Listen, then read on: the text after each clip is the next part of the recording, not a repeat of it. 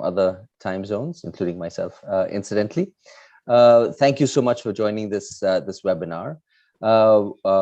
We here at the Center for Policy Research have been thinking a little bit for the last year and more about the legal and institutional structures that India should be considering when it comes to engaging climate change. And we have tried to pull together some thinking on this thought, on this issue, and have put together a wonderful panel of people to help us with this discussion. And I'll introduce them in just a second. But let me start by just maybe taking a minute to explain why we are hosting this webinar. So there are at least, I'm getting a request to speak a bit louder. Okay, I hope you can hear me. So there are at least three reasons why we think that this may be an opportune moment to have a discussion about the future of climate legislation in India.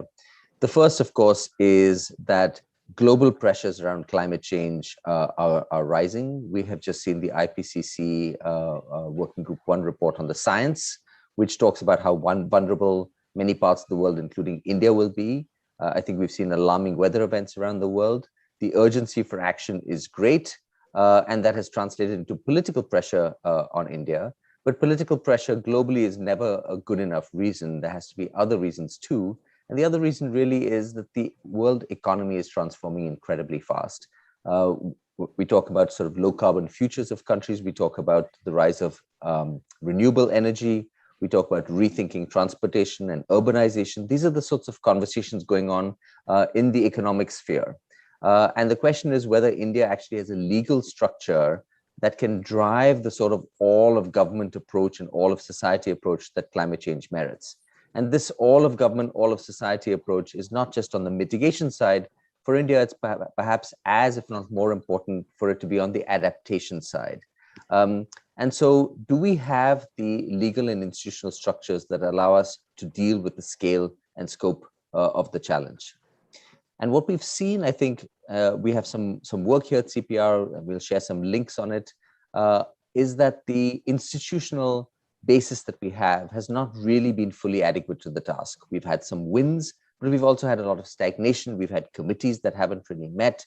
We've had coordination that has happened only in on occasion.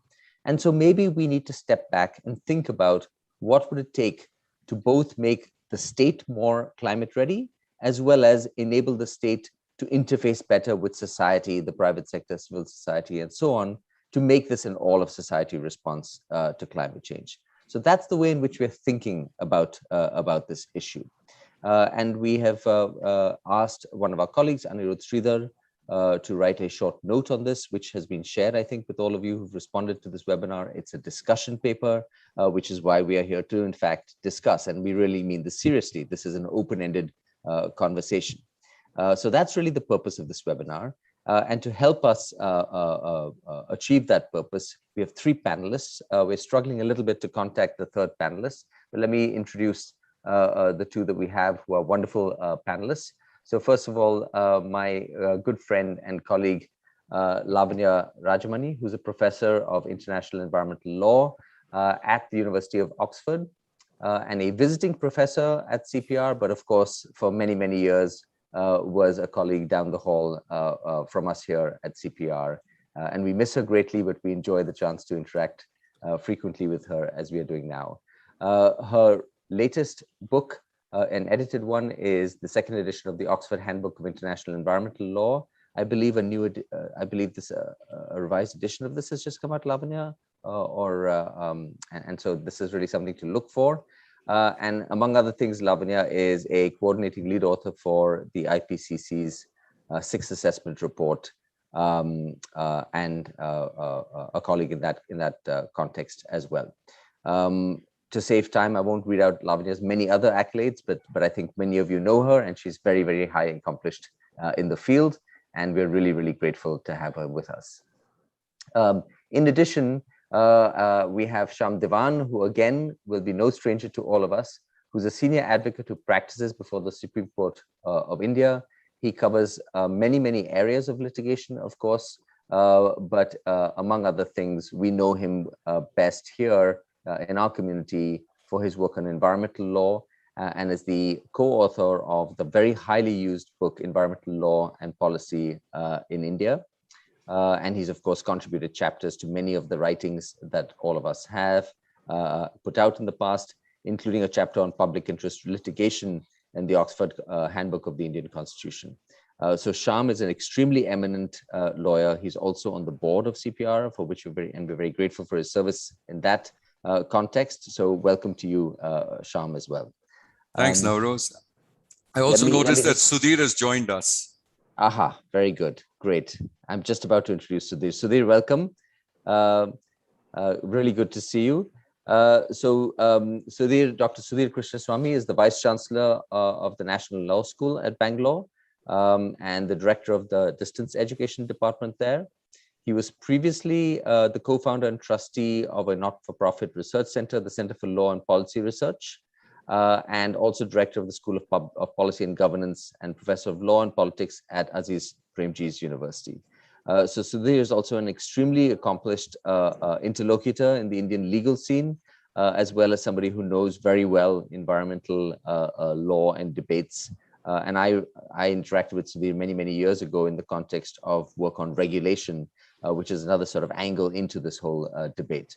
So we have three extremely both seasoned, experienced, and erudite participants. I don't think I'll have much struggle holding this conversation. And the way in which we hope to structure this conversation is to ask each of the panelists to make a round of opening remarks. I'll just go in the order in which I introduced the panelists. I also note that Sudhir has to leave a little early, so we'll make sure we give him time to have his to make his comments. And then we'll open up for questions from the audience in the last half an hour or so. For the audience, please do post your questions in the Q&A box, and we will be sort of harvesting them from there. We wish we could have you in an open room setting, but we'll have to make do with this format that we've all been stuck with for the last 18 months or so. So with that, let me thank you all for joining. Thank you all the participants for joining, and open it up by asking Lavanya and then Shyam and then Sudhir to make some brief opening comments, and we'll try and pick up the conversation from there. So Lavanya, over to you, please. Anirudh going to introduce the paper? Oh, he is going to introduce the paper. I'm sorry. It's very early in the morning here, and I've missed a key part of the agenda. That's quite right. Anirudh is going to spend a few minutes introducing the paper. So Anirudh, can I ask you to please share your slides and introduce the paper? And my apologies. Yes, no worries. Yeah. I have a little screen here, and it only shows a subset of people, and Anirudh dropped off it, so I'm afraid he dropped off my mind set as well. Anirudh, over to you. Not to worry, and I think Navroz's keyword was few there, so I have a lot to get through and very little time. So this may be in the form of a few sort of terse and pregnant statements, but I'm sure you'll sort of pick me up on it in the question answer section of it. Is the slideshow visible to everyone? Okay. Yes, please go ahead. Right. So I'll begin with the sort of overarching problem that climate legislation faces in India, which I think is the commonplace association of climate laws with harsh or rather hard carbon caps or stipulated limits on greenhouse gas emissions. And oftentimes the most famous climate laws, especially the UK one, and most of the European ones do take this form, namely as net zero laws, as they're called. And they've come to seem as the only way to go about it. But these hard time-bound caps have serious problems face serious problems in a context like India's. And mainly it's the inefficiency of it in that, a state so sort of ill-equipped to attain such a goal, and also in the state of development that it is, will find it probably very difficult in order to achieve it without serious developmental costs, which will fall especially on the poorest. And also, given the historically low contribution of India in the into climate change, and also the presently low per capita emissions in India, it's very unlikely that it'll win broad political favor. And like many of the climate policies that Navroz mentioned, fall into lapse into disrepute and disfavor, as we're only too familiar with. And the last sort of problem with it in the Indian context is the fact that these net zero laws seldom have nuanced frameworks for achieving adaptation, which in a sort of geographically diverse country like India, and therefore diversely vulnerable country like India, is a serious problem. So given these three problems, I think the main purpose of this webinar will be to sort of disarrange or unsettle this association of climate laws with just purely carbon caps, and rather to think of the climate legislation as something that can be enabling of growth, enabling of sustainable green growth, and also as a law that can comprehend and account for adaptation in a serious way, which is becoming increasingly necessary, as we know from the recent IPCC report, which projects an increase in heat waves, flood frequency, droughts, and forest fires, and wildfires in general. So, given all of these facts, I think it should be clear that India simply cannot, copy paste an international framework directly to the Indian context, because it's a unique context which has to perform a sort of delicate dance between mitigation, adaptation, and development. And legislative craft in this regard has to sort of begin with a vision of ultimate form and purpose before we sort of begin to hash out the particulars, because you can't simply start splicing together bits of wood and hope that a chair will materialize out of the air. So given that we are in this, at least, webinar concerning ourselves with what kind of climate legislation that India ought to have.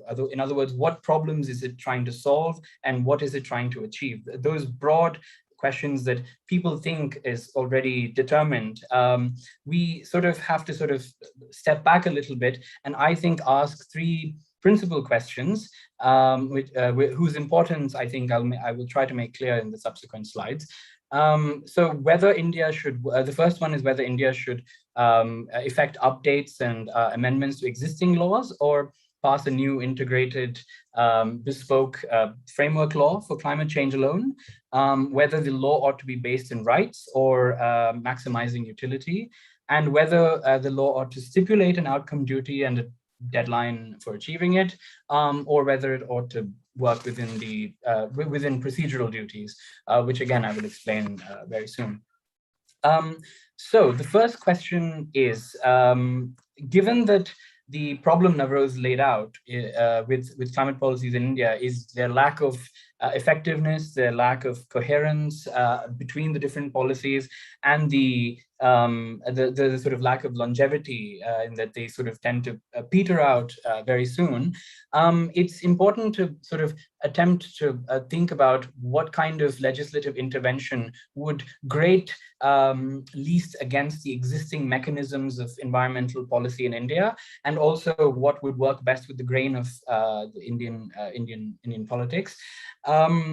And we have to ask, would that work best if we were to simply update some existing laws to reflect the greenhouse gas dimension of it and the adaptive dimension of environmental policy, given that these existing mechanisms are in existence already, like the Environmental Impact Assessment Report, pollutions that are controlled in the EPA, Environmental Protection Act, the state and central pollution control boards that have that monitor, that can help with monitoring and updating, and also the sort of proactive approach taken by the disaster management, or at least laid out in the Disaster Management Act, which might help us sort of prepare the coastal areas in certain vulnerable zones, particularly. for the problem. So will this, in other words, be the most coherent and easy way of most effective way of going about it? Or do we need an overarching a mechanism that creates a unifying basis for climate law as the framework law is defined? The argument for this being the most effective approach is simply that climate change implicates various sectors of the economy and various different line ministries that aren't usually accustomed to making large-scale changes and aren't usually conscious of environmental issues. So, for instance, urban planning is the next great frontier for climate change.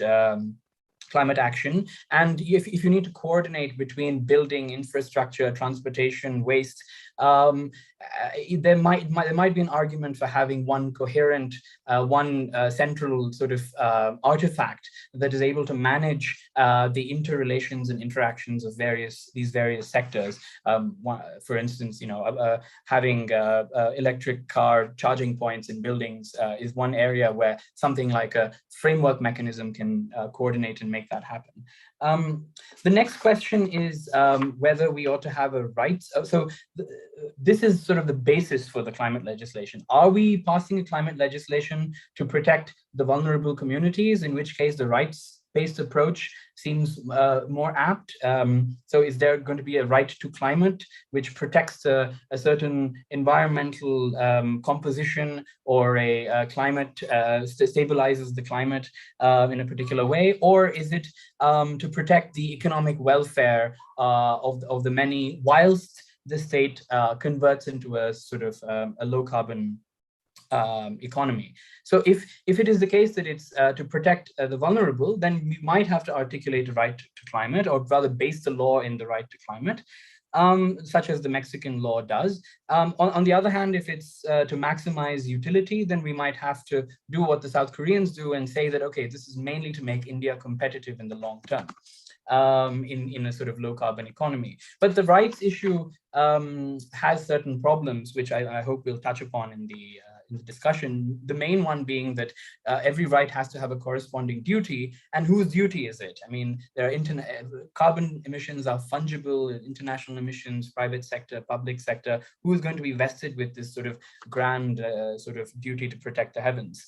And the last sort of point I wanted to discuss before opening up the panel is whether we ought to have an outcome duty. I think I've sort of already sort of indicated the main problem with the climate law faces is the impression that it's limiting and prescriptive, and so these type of laws tend to, as you can see, be favored in the usually in the developed northern Western countries, whereas the procedural duties, such as asking for reports on climate mitigation amongst the ministries to be presented to Parliament, for instance. This would be a relationship duty where it establishes a hierarchy between line ministries and Parliament, and a reporting duty, which is an operational duty. It could ask the private sector, for instance, to have regard for investment in green technology, for instance, and it could also ask the sort of the roadmaps, national action plans, and the sort of large economic budgets and things like that to include a climate budget or a climate consideration. And this could also come under the have regard and operational duty, where a sort of a national commission submits a plan for green infrastructure, let's say, and a budget for it correspondingly. So these are the three main questions that I'm hoping that to get an answer to, at least, and apart from all the other things that we have ahead of us to discuss. Yeah, I think I'll sort of end on that because my time is coming to a close. So thank you very much.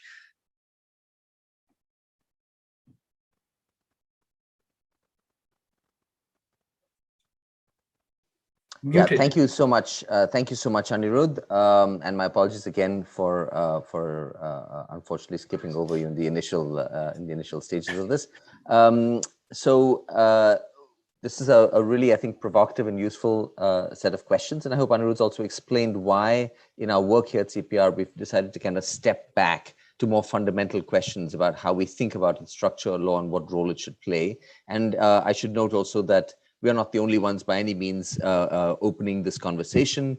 Good friends and colleagues at iForest, among others, have written about this. Politicians such as Jayant Sinha have written about this. And so we just see this as a complement to these other very important and useful voices in this conversation. But where we see our role is really in sort of stepping back and looking at the broader landscape and how climate change fits into the broader constructs of Indian law, and how we start in a sense from first principles.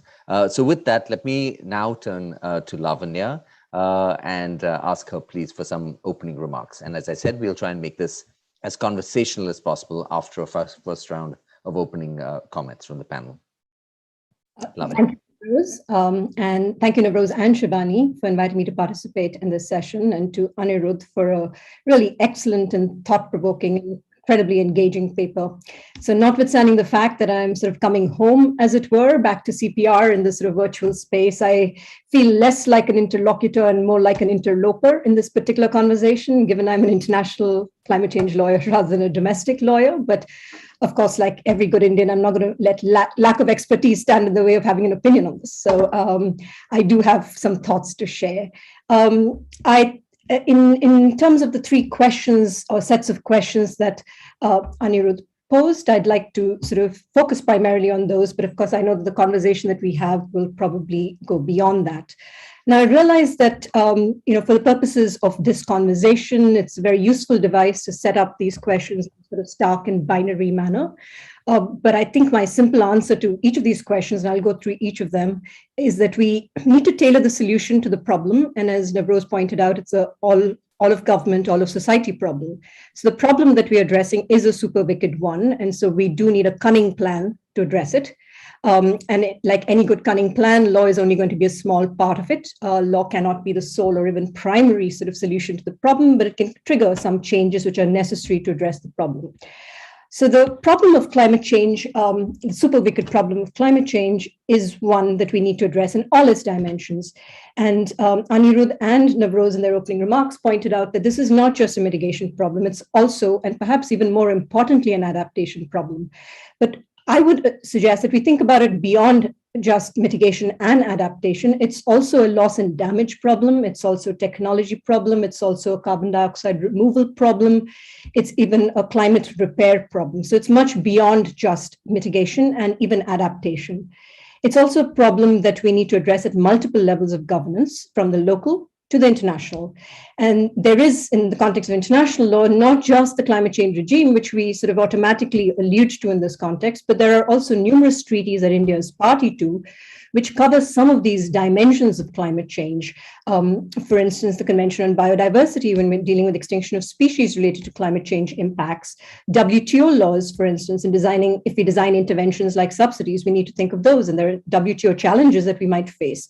So there are, and of course, the law of the sea, for instance. So there are numerous sort of international treaties, a patchwork of international treaties that govern aspects of this problem that we need to take into account. And needless to say, there will be sort of domestic and local level laws as well that we need to take into account.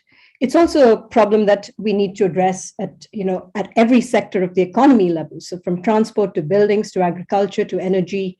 And as Navroz pointed out, it's an all of society problem as well. So how we travel to work, what we eat even, is something that we need to design the right sort of incentives around. And it does need to take into account all relevant stakeholders. And by all relevant stakeholders, I mean not just those that are impacted by climate change, but also those that are impacted by our responses to climate change. So for instance, those who are going to lose their jobs as a result of our shift away from sort of fossil fuel-based economies. So we need to think about just transition for workers, for instance. So again, we need to take all relevant stakeholders. Stakeholders also across time. So we're not just talking about current generations, we're also talking about future generations to whom we cannot pass on unreasonable burdens of mitigation or adaptation or climate repair. And we also need to take into account non-human stakeholders. And Anirudh raises this point in the context of a right-centric approach, whether it should be ecocentric. But I think even in terms of designing a climate legislation, irrespective of whether it's based on rights or not, it needs to have an ecocentric approach as well. So we need to take into account all relevant stakeholders across time, across different sort of impacts, and and also non-human stakeholders. So coming specifically to each of these three questions that Anirudh posed. So the first question that he posed with respect to whether we should have a framework, sort of bespoke law, or we need to amend existing laws. And given the nature of the problem that I've just described or characterized in the way that I've characterized it, we need to do both. We need to amend existing laws to sort of mainstream climate concerns and to make engagement with climate mitigation, impacts, and adaptation explicit.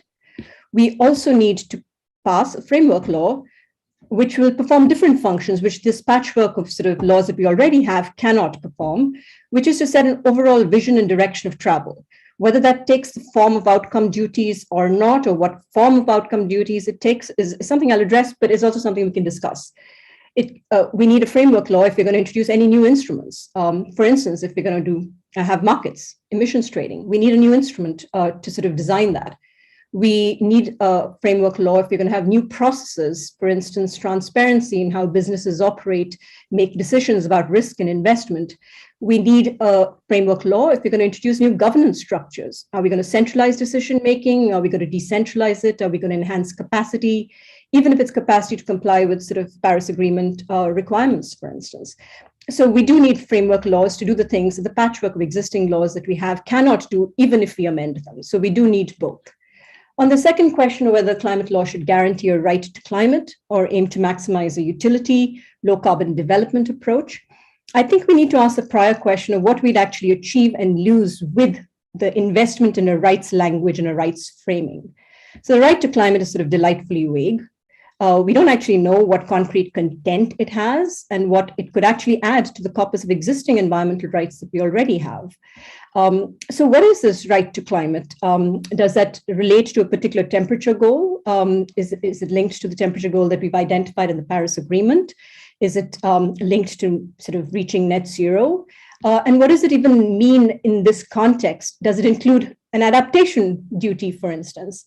And how do we determine if we are talking about a temperature goal or a net zero goal, how do we actually determine India's fair share in the context of a sort of global collective action problem? So I think there are lots of prior questions that need to be asked. There's no point in having a delightfully vague right, which does not have any concrete content and which cannot be operationalized except at the discretion of judges and their inarticulate major premises. So we really need to have some very concrete ideas about what we mean by right to climate. And I actually don't think that we need a rights framing to have a comprehensive framework legislation. We need protection for vulnerable communities. It doesn't necessarily need to be framed as rights. This is not to say I'm opposed to rights, but I think we just need to have rights that are concrete, have concrete content, and have realizable content in them. It is better to have no rights framing of this issue than to have a framing that does not have concrete content and just allows a lot of discretion to decision makers. Finally, on the question of whether it should be outcome or non-outcome duties, I think an outcome duty can be enshrined in the law, as I said, independent of a rights framing. But there are aspects to this outcome duty that we need to think about. First, choosing that outcome and the form of that outcome. Is it a target? Is it a set of targets or goals? Is it economy-wide? Is it sectoral? It's also substance. As we've been discussing, certainly should cover mitigation and adaptation. What else can it cover? We can certainly go beyond mitigation and adaptation to address sort of finance, capacity, etc. We need to think about the legal character of that outcome duty. Is it aspirational? Is it discretionary? Is it qualified? Is it caveated? And if it's clear and binding, who is it binding on? Is it binding on government agencies? Is it binding on non-state actors? In what way? What consequences flow for non-compliance? These are all questions we need to ask. And finally, we need to ask questions about how we operationalize these outcome duties. And in doing so, we will actually need to look at other kinds of duties when we talk about operationalization, because we need to look at procedural duties in relation to reporting, for instance. We will need mechanisms for compliance and addressing non-compliance. So there are a whole range of other duties that will, in any case, need to bolster any outcome duties that we identify. So I think the simple answer, in a sense, is that we need to consider every and all approaches And the questions that have been posed in a binary way are not actually capable of being resolved with one or the other, but we actually need to have a nuanced solution to a super wicked problem. And we're doing absolutely the right thing by asking all these questions. I think there are just many more questions to be asked and at least considered before we actually design legal interventions in this area. So I'm going to leave it there. I'm sorry, Navroz, that was not 3 minutes, but I hope you'll forgive me for that. Thank you. Thank you, Lavanya, as typically lucid and to the point. I think we sort of very much welcome this pushback to say let's not construct this as a strict binary, but use these as a way of opening up space for conversations. And in that spirit, let me turn it over to Shyam for some introductory remarks. Yeah, hi. Thanks very much, Navroz, and greetings to all of you. I'll keep these questions in mind, but let me just give you my perspective in the context of India. The first point I wish to make is, let's see our record in two respects. One, how well have our existing environmental laws worked? And two, have we built any worthwhile environmental institutions? And the answer that I come up with is that in terms of the pollution control boards, which were, or the coastal zone management authorities and a whole host of other so-called bureaucracies that we've set up, I find them by and large extraordinarily subcompetent. So are we going to create yet another subcompetent bureaucracy? And if we don't want that, then how do we create an institution? Do we have any institution? I think the National Green Tribunal has displayed some promise and some potential. But otherwise, when I look at the landscape, I find that essentially we failed in creating good and sound environmental institutions.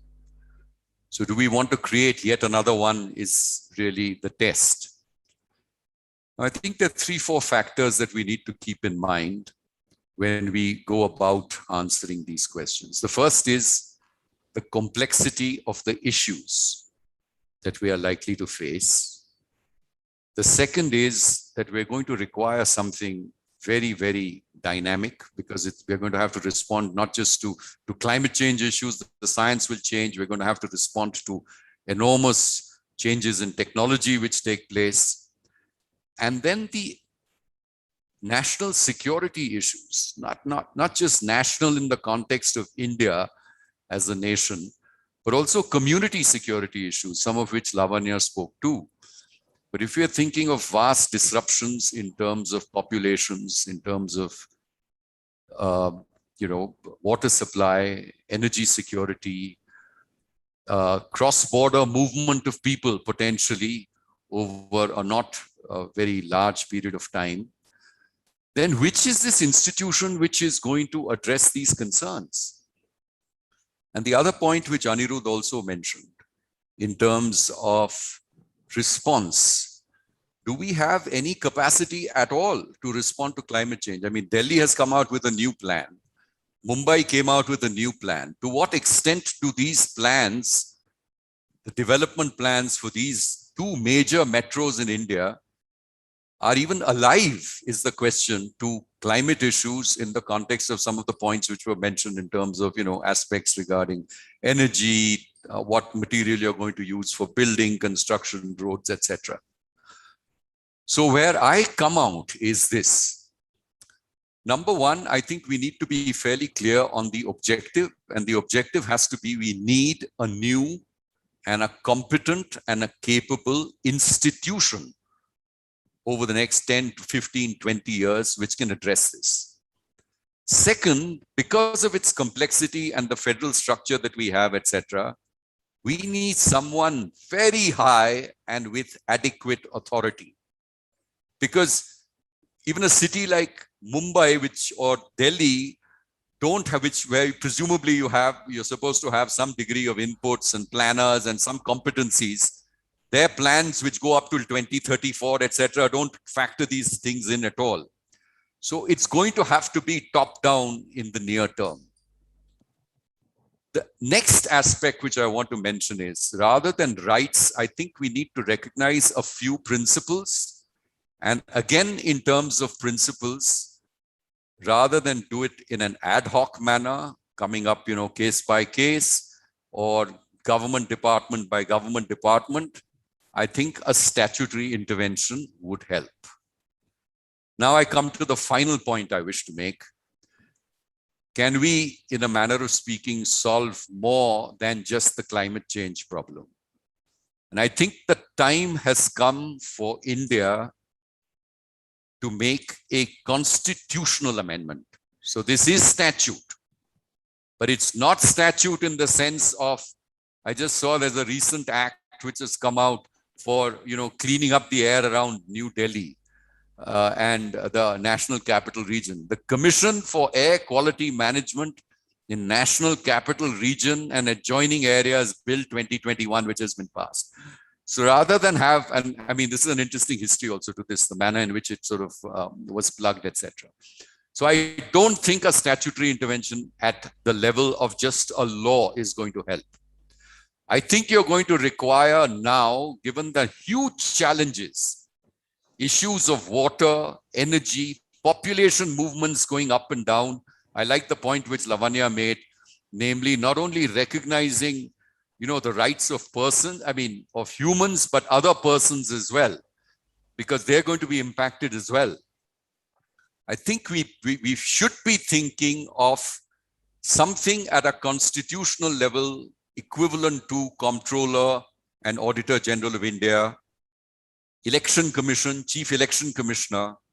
So these are constitutional positions where we've shown in the past that we are capable as a society of building institutions. And I think we need it for two reasons. One, because of the nature of the problems, which I mentioned, and also because these existing bureaucracies are incapable of upgrade. They are incapable of meeting the challenges of the future. They haven't met the challenges of the past. If you look through things like the Water Act and the Air Act, etc., and see the responsibilities of these boards in terms of having to project and create policies, they've completely failed. So I think we should recognize that, and moving forward, if we are serious about our goals, we should be thinking of a statutory intervention at the highest level. And come to think of it, we have in our constitution, we have a chapter on cooperative societies. If you have a chapter on cooperative societies, surely we need something at the level of the constitution to deal with and tackle this, the greatest of challenges which the world and possibly and certainly we here in the subcontinent are likely to face over the next several decades. Okay, so that's over. Back to you, Navroz. Thank you so much, Sham. Many very salient points. Several of which I think we'll pick up on, including the point about the failure of the existing structures and the role of institutions. An important point, an interesting one about whether or not we need a sort of a top-down, strong structure. I want to hand it over to Sudhir, but just to mention in passing that we have some work that we have done looking at climate institutions that I'll ask my colleague to post in the chat. Both a paper looking back at the evolution of these institutions in India, as well as two short papers proposing a way forward, both at the federal level and at the central level and at the states. So I'll ask her to post that in the chat. But let me hand it over to Sudhir for your comments. Thanks, Navroz. Trust that I can be heard. Shibani and Navroz for inviting us to this panel and putting such a fantastic panel together, and Anirudh for sharing a provocative and useful paper to structure this decision. So Navroz, if Lavanya is going to enter caveats about expertise on an issue of environment, then you should really ask what I'm doing here. And I'm just going to slide in sideways and make a couple of comments that I think might be useful in thinking about these questions. And the first, I'll follow the questions that Anirudh poses for us. and suggest that I'm fine with a couple, and I'm a little puzzled by a third. And so hear me out. I think all the panelists are clear that there's something paradigmatic and different about the climate change problem. And I'll just bring two dimensions to that. One is the problem of scale. It's not clear what is the appropriate unit and scale at which this problem is appropriately regulated. And the second is that we're not clear what the normative frame is. And Lavanya mentioned, the toggle between an anthropocentric or an ecocentric view, and I think there are other contenders to what that normative frame might be. And that kind of paradigmatic change is poorly achieved by dispersed adjudication. Adjudication by design in the common law world is incremental and iterative, and judges would do poorly to deal with this kind of conceptual challenge. It's also helpful, I think, to see that we have in power, at least at the federal level in India, a government that doesn't fight shy of making framework laws even when they may not be necessary. We have the labor codes, and we have a new penal code maybe, and a new criminal procedure code. We're not exactly sure. We're kind of we'll be soon surprised by a new code, right, on criminal procedure, which is an old problem, old wicked problem. And so I think that for reasons both of strategy as well as for the nature of the problem, it appears that legislation is probably the more favored route.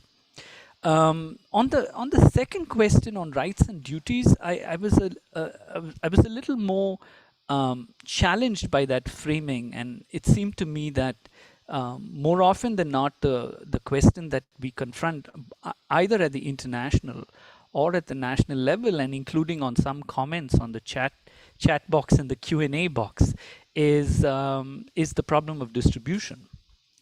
And to me, the problem to frame the question as if it were a question just about where rights might reside or what kind of rights exist, or just a question of utility, might miss the most important question at the table, which is the problem of distribution.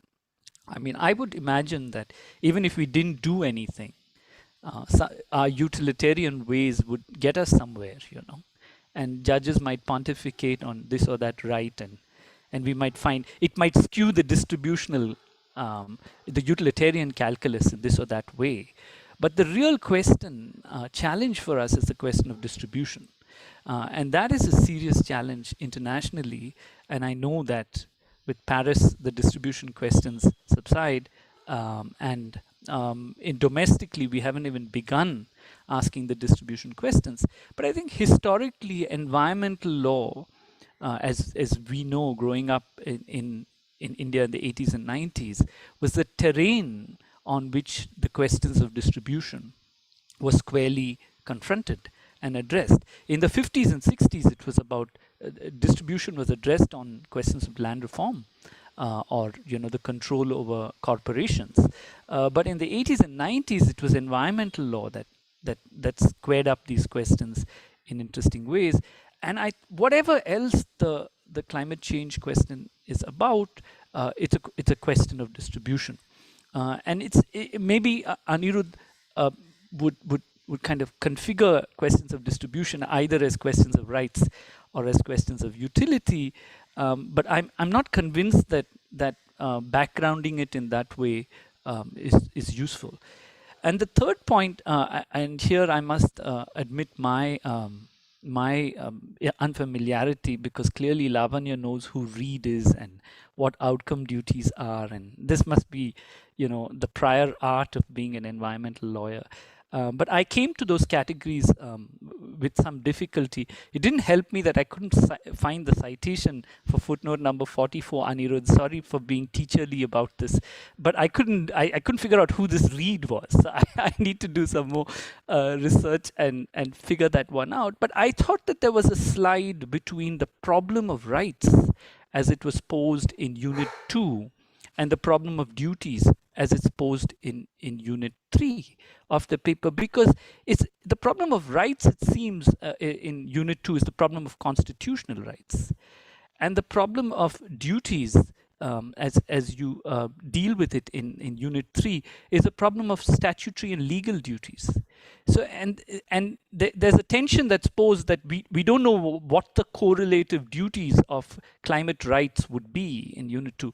And I think that somehow, or maybe I didn't read this carefully enough, I thought that right duty correlation problem between Unit 2 and Unit 3 didn't stick for me. But I get the point though of Unit 3, which is that, look, even if we try and sort this question out in a legislative framework, where will the duties lie, and what kind of duties would they be? And I'll just close by echoing Shyam's concern, but pointing in a different direction. The political economy of institution building generally, but maybe particularly in the field of environmental law, has been dismal. And the proliferation of statutes, and environmental law is particularly colorful in this way, which is that you have so many statutes, you have disaggregated problems. We know that they somehow come together, but at least they don't come together legislatively or institutionally. And there is a background problem there that might be worth addressing in some kind of unifying legislation. But where should the duties lie? Shyam suggests that we might think constitutionally and create constitutional commissions of some sort to deal with the climate change problem. It's plausible. I reckon that Shyam has more faith in state-led institutional form than maybe I do, and so I would imagine that this is an occasion for us to think about an institutional design that may not be so heavily focused on state performance. Let me stop there. Back to you, Navroz. Wonderful. Thank you so much, Sudhir. And I noticed the advantage of this kind of crowdsourced conversation in that the citation has been provided by one of our members on the chat. So it's wonderful to take advantage of this format, given that we also have some known disadvantages of the format. And thank you to the participant for that. I would really like to kind of open up this conversation and welcome people putting things in the Q&A box, and we'll periodically come back to that. But I would like to actually start the conversation, take the conversation forward with the panelists and with Anirudh along sort of one dimension in particular, picking up on all three of the panelists, but in particular something that Sudhir said right at the very end. You know, if we have a situation here where we have this incredibly overarching problem that crosses sort of sectoral jurisdictions. It is existential in nature. It deepens the vulnerability and distributional questions for a population that is already vulnerable and subject to distributional injustice.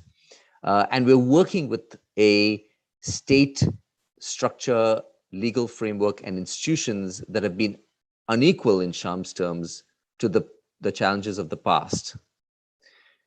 What then do we do going forward?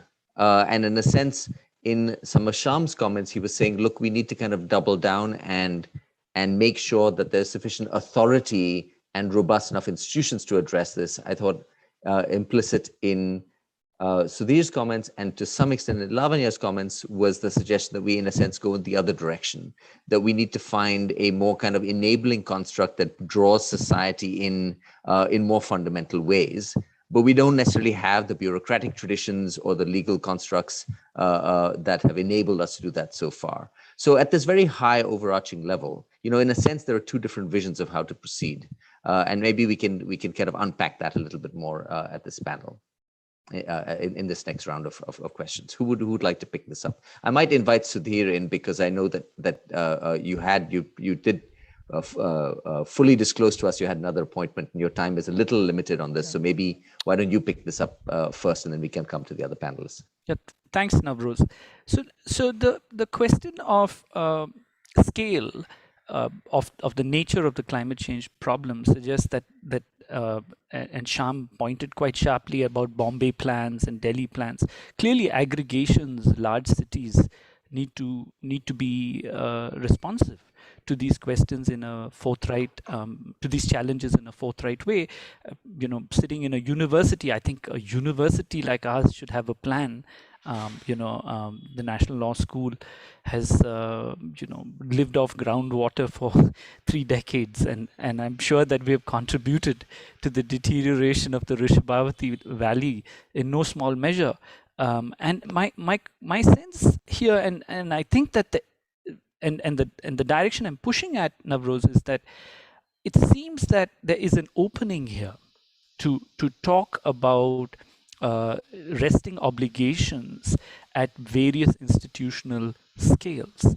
And if we do this without focusing necessarily on individual responsibility, we have a chance to work both the political economy of regulation that would be necessary for a problem like this and the scale of the problem. We've got to, if we take the state and state entities as the appropriate scale, we might have fair legislation and may not get there in the end. And that's my hunch here. And I think Lavanya used the phrase kind of an all of society approach, and I suspect that's what she might mean. But that's where I would push at, faced with a problem like this. Back to you. Okay, great. Thank you, Lavanya or Shyam? I'm happy to come in, Navroz, but as you might expect from an international legal perspective, I'm going to draw some analogies of the international regime, which has also sort of gone and had to address these kinds of questions, I guess, with the Kyoto Protocol approach, which was far more top-down in its framing and far more centralized, and had sort of a compliance mechanism with an enforcement branch, so a certain form of regulation, and as it were, a more prescriptive regulation, to the kind of Paris Agreement approach, which is far more of a catalyst, sets a direction of travel, sets some global goals, puts processes in place to increase ambition iteratively, but ultimately its function is more catalytic and more as a trigger rather than as a centralizing sort of force that is going to achieve compliance with its goals and ensure achievement of compliance with the goals that have been identified. Now, of course, you can't directly translate the international into the domestic realm because of sort of the peculiarities of the international legal system and state sovereignty. But having said that, I think these are two different approaches that can be taken. I think I am also, given the nature of the problem, and I should say the all of society approach, all of government, all of society approach was Navroz's phrase that I usefully appropriated. So I do want to give him credit for that. But Navroz is always great at these sort of wonderful expressions, which get picked up, I guess. But yeah, the all of government, all of society approach doesn't really lend itself to a centralized, in my mind, authority that is, that invests a lot in state capacity, that it requires a lot from the state. So I too would take away from, I completely agree with Shyam's conclusion that the institutions that we haven't proven, proven up to the challenge of yesterday's problems, let alone future ones.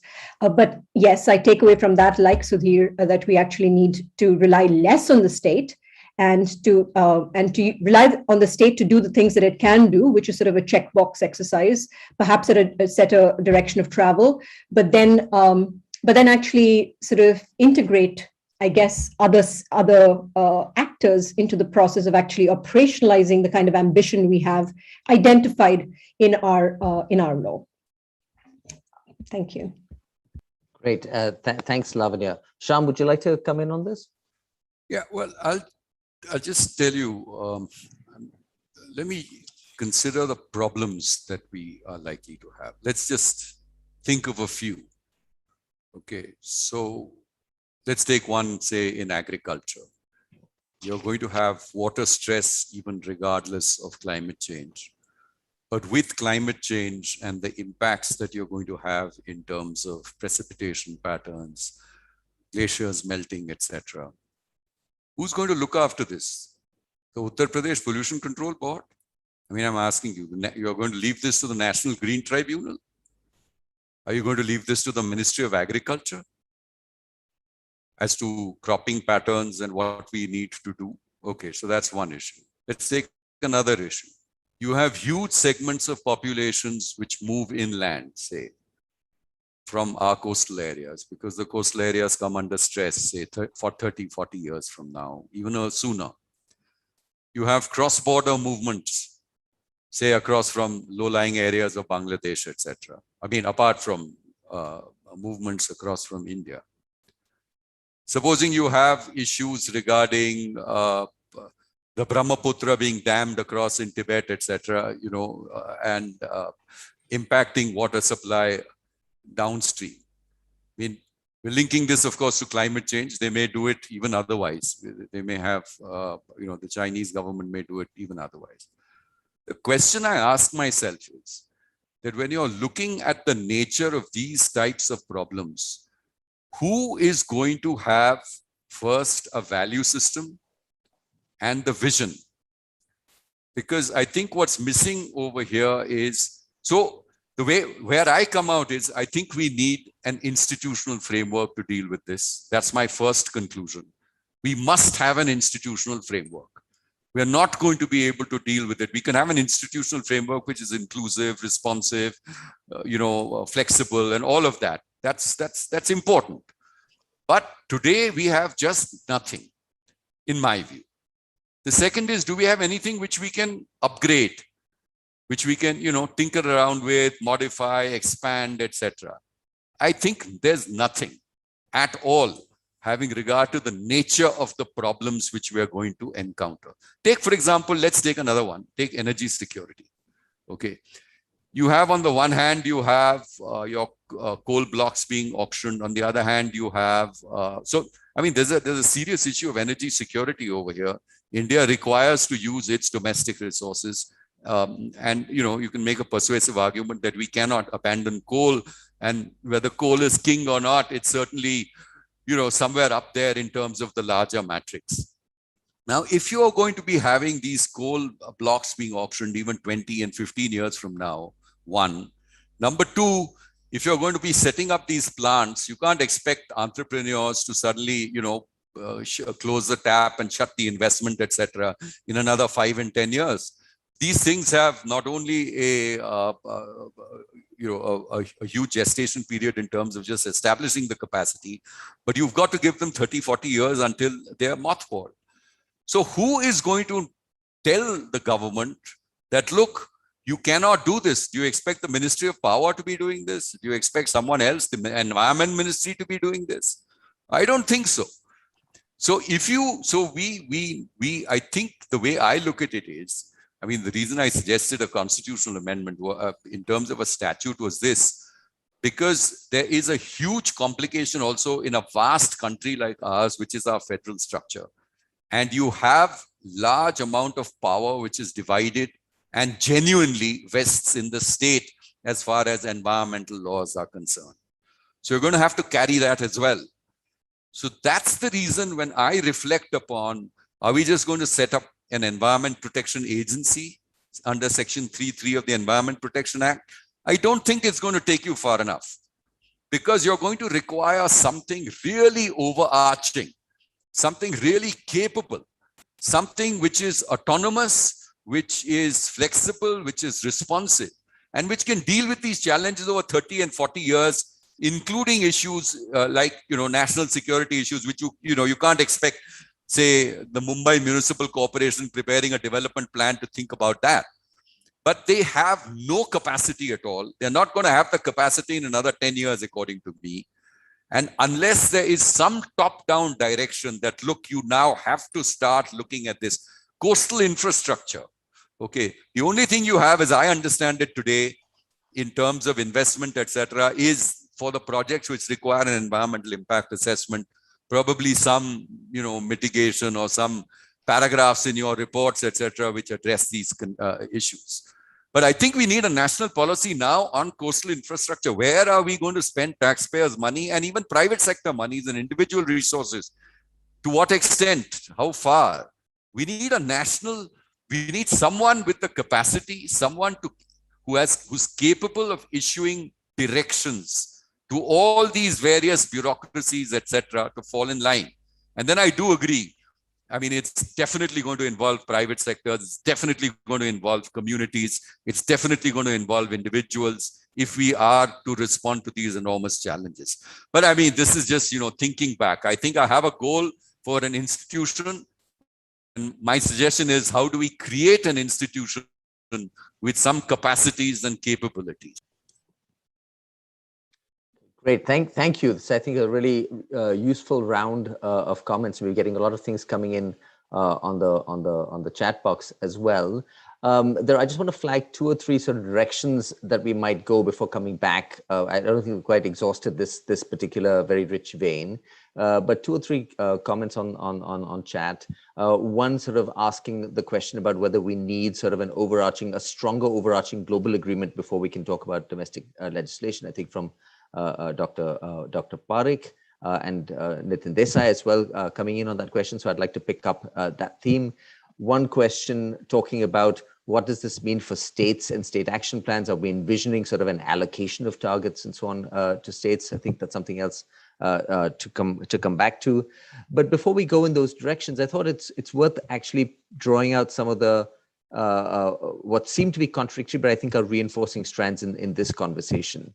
I mean, I very much take Shyam's point that there needs to be some sort of direction setting, in a sense, coming out of the sort of process we're talking about here.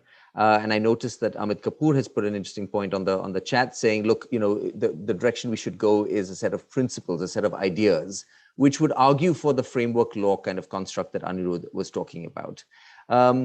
But the question is, can that direction setting, do we have the knowledge for that direction setting? Many of the challenges that Shyam was talking about, and Lavanya has talked about the just transition and so on, what happens with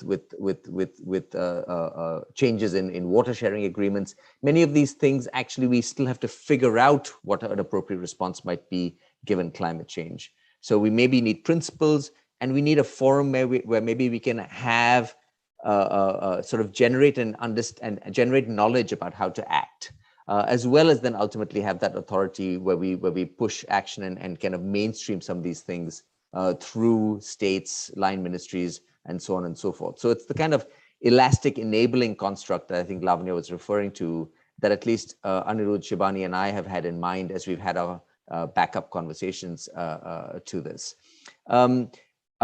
Welcome Lavanya or Shyam taking this further, or maybe engaging with this question of to what extent do we need to be thinking about what is an enabling global construct for an Indian climate law, or are we kind of past that stage at this point, given the framework of the Paris Agreement? Do we need to wait further?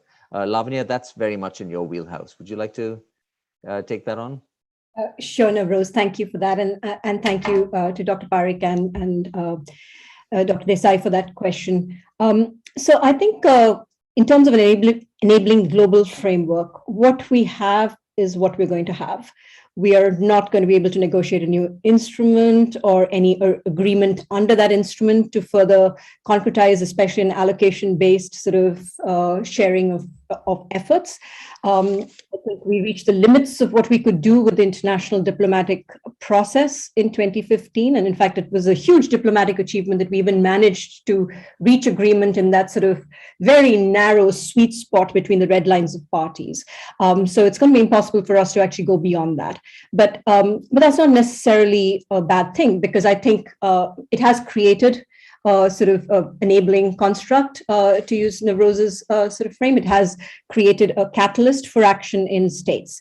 And it also created some normative expectations of states. So yes, there are procedural obligations. Yes, there are obligations of conduct, but it also created normative expectations of states. And one of those normative expectations is that each state is going to take its highest possible ambition. So it goes beyond just divvying up the effort between countries, and that's one approach, to saying everybody does the best that they can. So yes, of course, we need to care about our fair share. We need to be doing our fair share. But by many accounts, we are doing our fair share. But by many accounts, domestic accounts, we are doing our fair share fairly easily. So maybe we could be doing more, and that's where highest possible ambition comes in. So I think in terms of the international framework, we don't need to be thinking of it in terms of, we should only do as much as we can and others should be doing things for us to be doing more. I think we should be thinking, given the nature of the problem, given the urgency of the problem, that we should be doing the best that we can. We should have our highest possible ambition. This does not mean that we compromise on development. This does not mean that we compromise on just transition. It does not mean that we compromise on any of that. But we can still aim for our highest possible ambition as far as climate mitigation, adaptation, and all of the other dimensions that we were talking about. So that's one aspect of it. The other aspect of it is that in terms of, talking about the fact that we are only, globally a small percentage of the emissions, actually, 6% is not that small, but in any case, court case after court case across the world that has spoken about the adequacy of national ambition, from the Rocky Hill mining decision in New South Wales to the Urgenda decision in the Netherlands to the recent German Federal Constitutional Court case in Neubauer, has addressed this issue, because every respondent in these cases says, well, our emissions are only a small percentage of the global emissions. And every judge has thrown that argument out to say that that's not a fair argument in the context of this problem. It is not fair for us to say, it's only a small percentage of emissions, because at the end of the day, they all add up and we all need to do our part. So I think the allocation-based framing is something that has been sidestepped in the international process. We're not going to be able to achieve it diplomatically, certainly, but it's also something that I think to some extent we need to do the best that we can. And it's not an argument to say that it's only a small percentage of emissions, because this is something that adds up to what we need to do. So I'm going to leave it there. Thank you. Right, great. Thank you. Thank you, Lavanya. We have a couple of questions in the chat that directly pertain to this also. One question is really about whether or not the political conditions exist to have more ambitious action in India. So is there going to always be a privileging of growth over climate? And another question we have is about what a Green New Deal for India would look like. And implicit in both those questions, I think, is this idea that with climate change, I think this is the context we've been talking about it here, maybe one has to think beyond an environmental framing for this issue. It is actually about an economic growth trajectory, and whether low carbon growth ideas transcend the idea of kind of an environmental institution. And it's really, as the phrase that both of you have picked up, the kind of all of economy, all of society kind of approach. So maybe that's worth thinking about here. Is this, just to pick up these two questions, maybe the political conditions would change if we thought about some of the opportunity dimensions of a low carbon future, not to glibly claim that there are only opportunities in low costs. And many on this chat would sort of correct me if I made that claim, so I'm not making it by any means.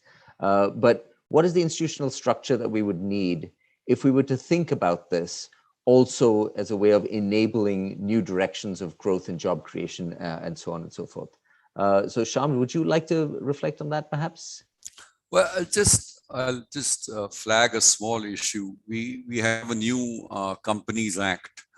And in the new Companies Act, we have an interesting provision, which is Section 166 on the duties of directors.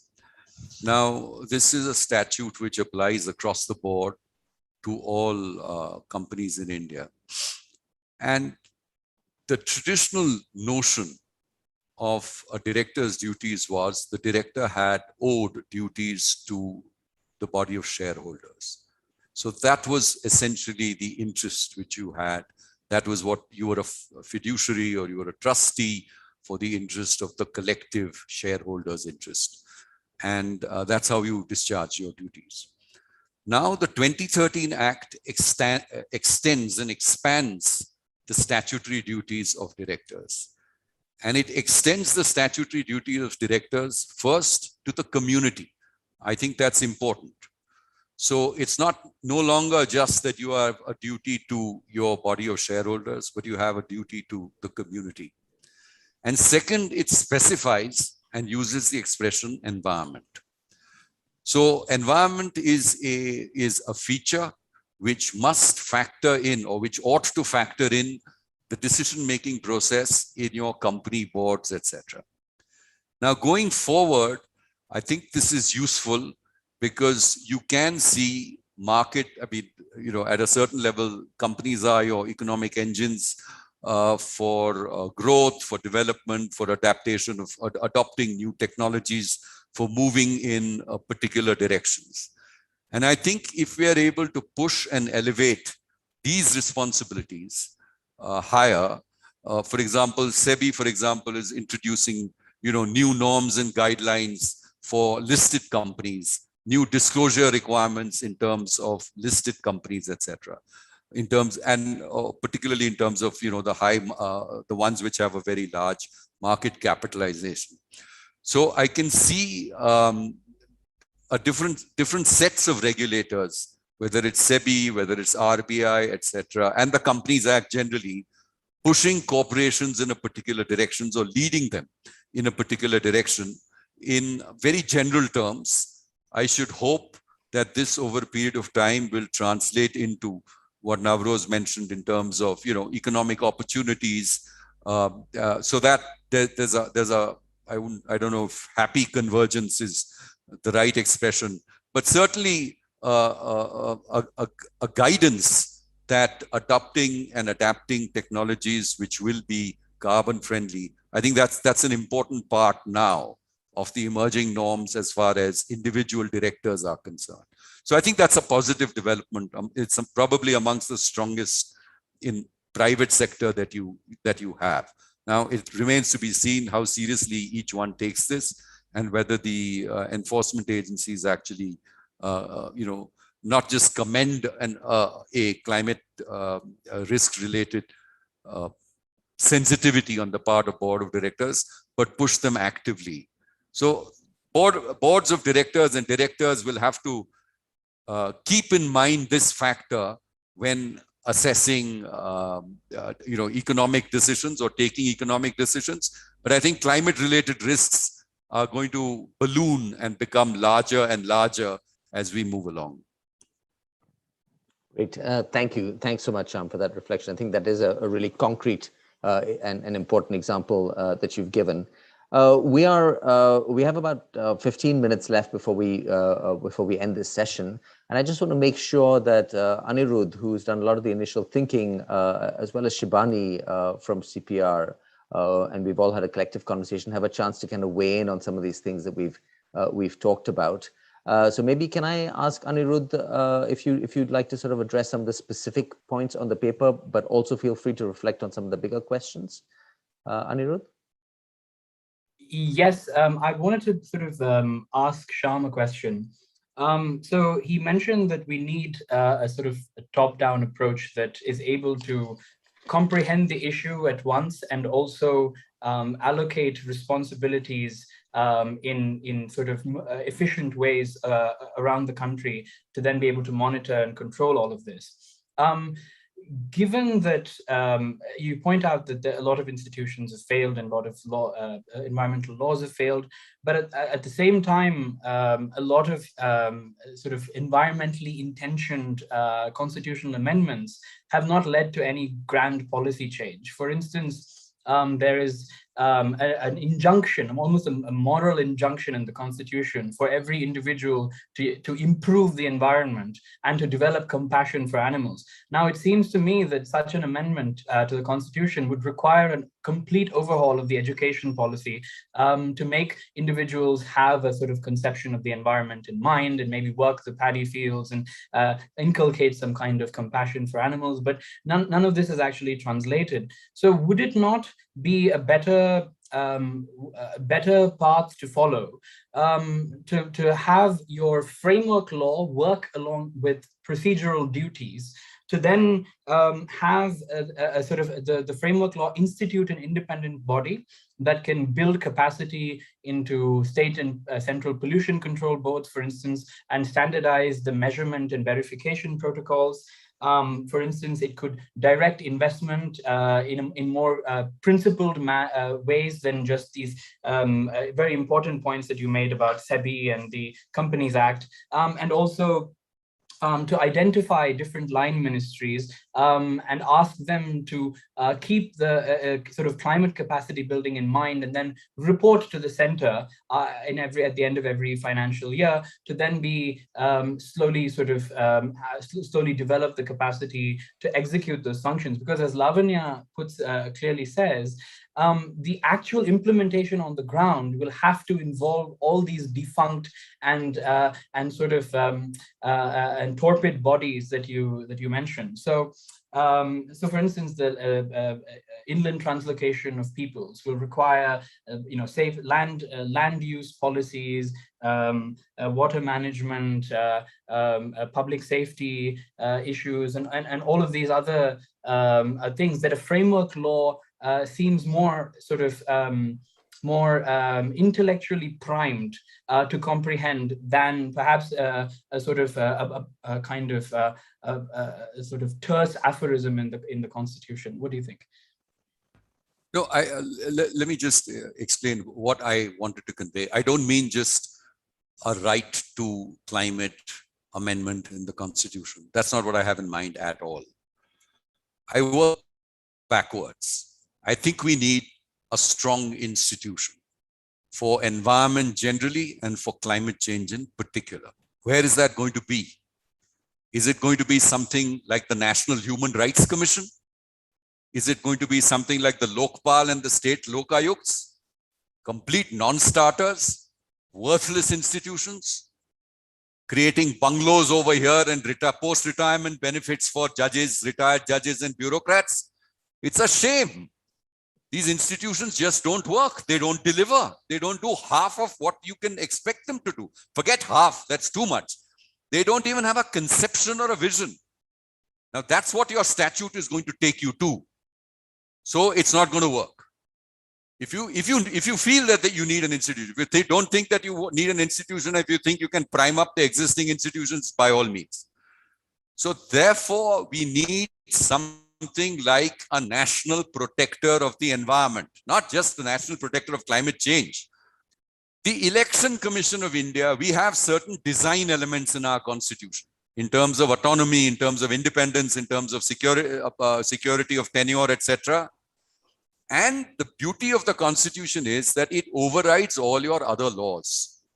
So that's why I don't think you want a statutory intervention. I gave you that example of that commission, which has been set up for the Delhi and NCR region. So if you follow the court orders, the Chief Justice, that time it was Chief Justice Bobde, they make a suggestion and they say that we're thinking of appointing Justice Lokur, etc. So they retreat. The Solicitor General says, no, please don't appoint Justice Lokur, appoint anybody else or whatever. He says that, no, government will oppose this. Then he takes an adjournment. Then after 3 weeks or something, takes another adjournment.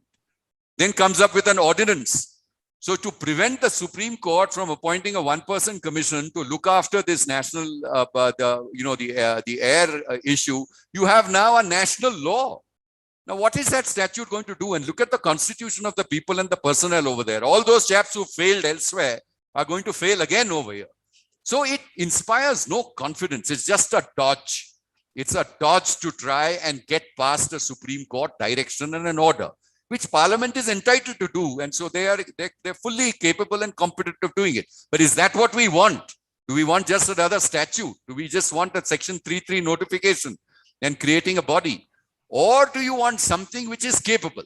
Now, the Election Commission of India also, there's a lot of criticism about the Election Commission of India, but it has shown itself capable of conducting national elections decade after decade, and for, ensuring that the essential fabric of democracy at least improves over time.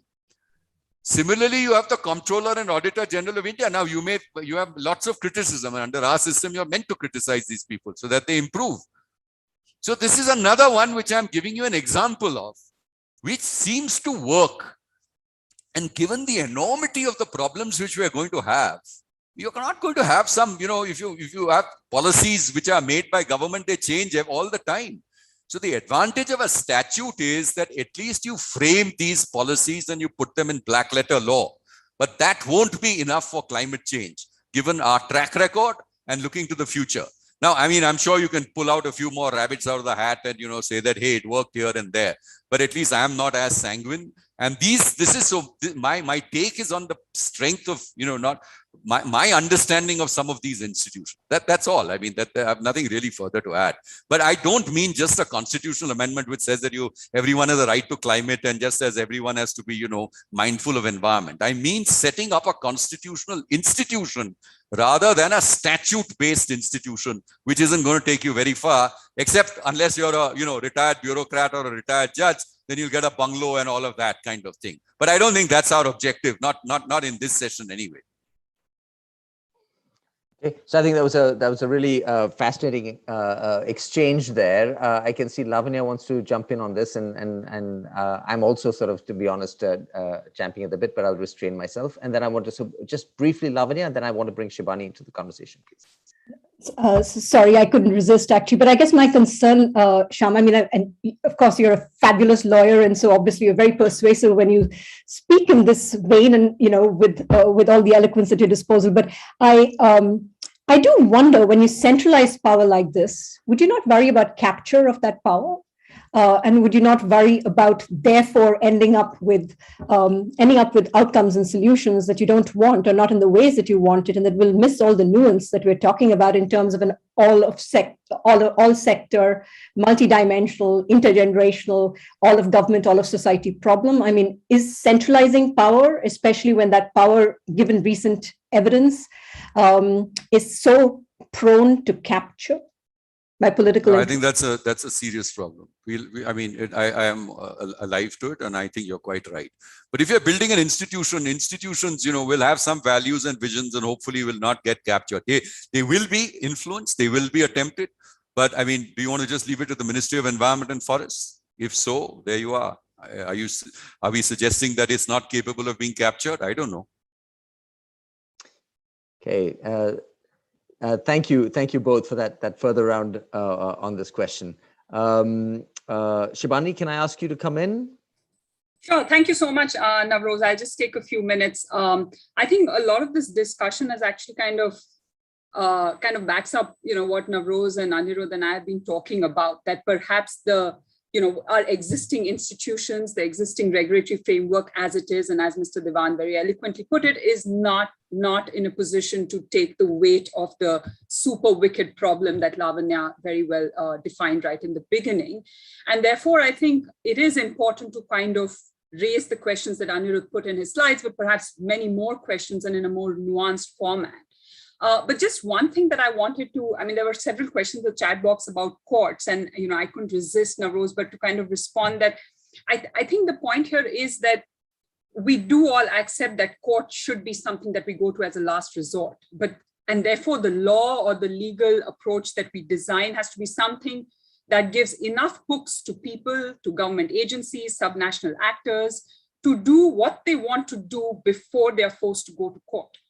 And I think the existing law doesn't provide adequate hooks, and certainly not in the manner that's effective. And for that reason, I think Anirudh's point, and there's a lot of literature on this about procedural, procedural duties, procedural hooks, I think is really important. And I kind of agree with what Lavanya said in the beginning, that perhaps for that reason, the right framing is not will not serve the purpose that we're looking for, or the goal that, even if the larger goal that, however it were defined for a climate agenda would be.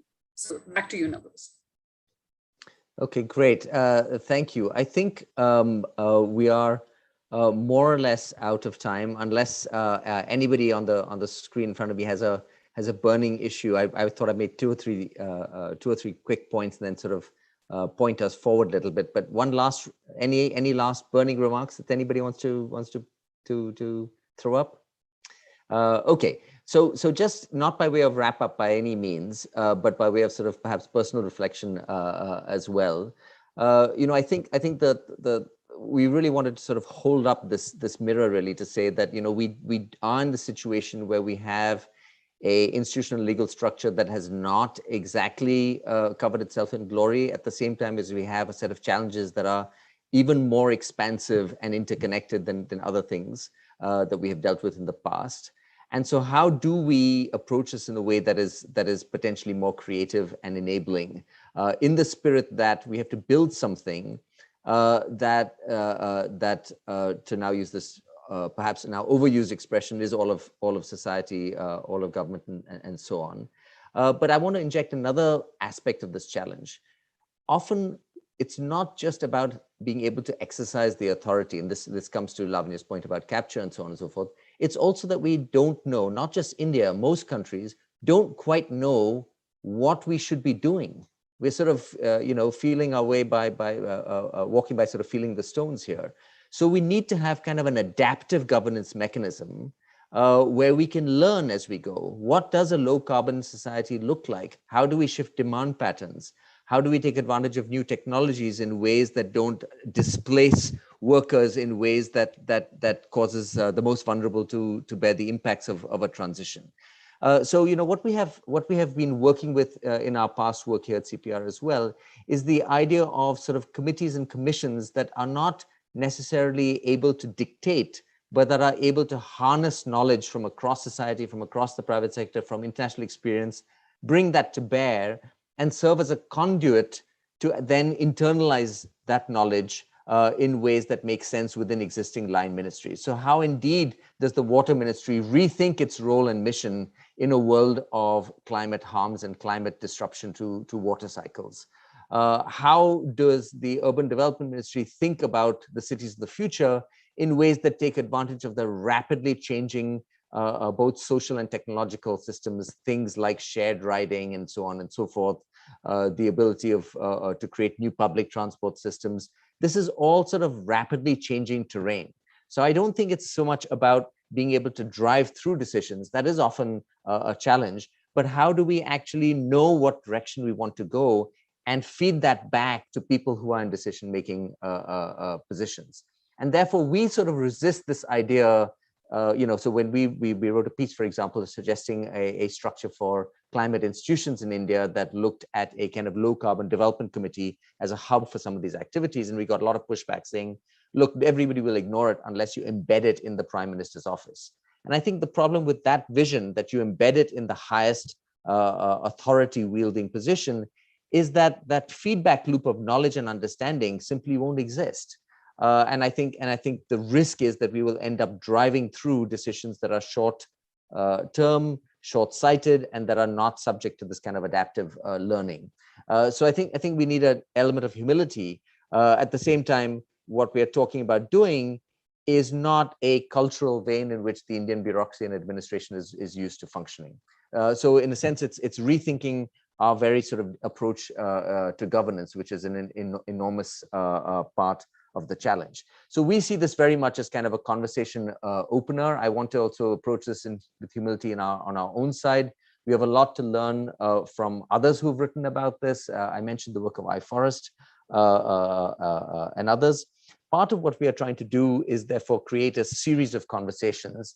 The next in this series, we were thinking of bringing in people from other countries who have asked some of these questions, notably South Africa, perhaps Mexico, perhaps South Korea, who's gotten the furthest in thinking about low carbon growth as kind of a way of configuring their economy. So please look out for that down the road. we do think that the idea of a framework law, which lays out a set of principles and ideas and starts sort of suffusing these ideas through society, may be a way of doing this. But neither do we think it's reasonable to dismiss, I think, what Shyam has continuously brought us back to, which is that you might end up with half-baked, inadequate structures that can't get anything done. And that is, I think, also a real challenge.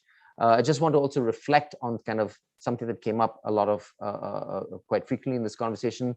Is the international context kind of ripe for India to take this forward? And I do get the sense that, in a sense, we've moved perhaps a little bit past the story that says until the global community gets around to allocating emissions, in a sense, maybe India shouldn't take the next step forward. And at least my personal view is that we are in a situation where the economic context has changed sufficiently that we have to find a way to both achieve development aspirations, job creation, as well as move in low carbon directions, and also think about local environmental protection. This is kind of a national task now, and that is a national task somewhat, and the nature of that task is not going to be shaped so much by the international community. We kind of know what the challenge is, and I think we have to get moving on it here in India. So I think the conditions are ripe to take this conversation forward. We see this as an opening. We will revise and put out this note, hopefully put out a few more notes, and look forward to engaging with this community. I want to thank Lavanya, Shyam, and Sudhir Krishnaswamy, who of course, as he told us, had to leave a little bit early. I want to thank all the audience who stuck with us. Really, apologies we couldn't get into the meat of many of your questions in more detail. It is a frustration with this sort of construct. And of course, want to thank our crew in CPR, Shibani, Anirudh, Mandakini, and many others behind the scenes who've been working to make this possible. Look forward to keeping this conversation going virtually, and hopefully in the not too distant future, at least through a few in-person conversations as we move forward. Thank you all for joining. Thank you. Thank you. Thank you. Bye.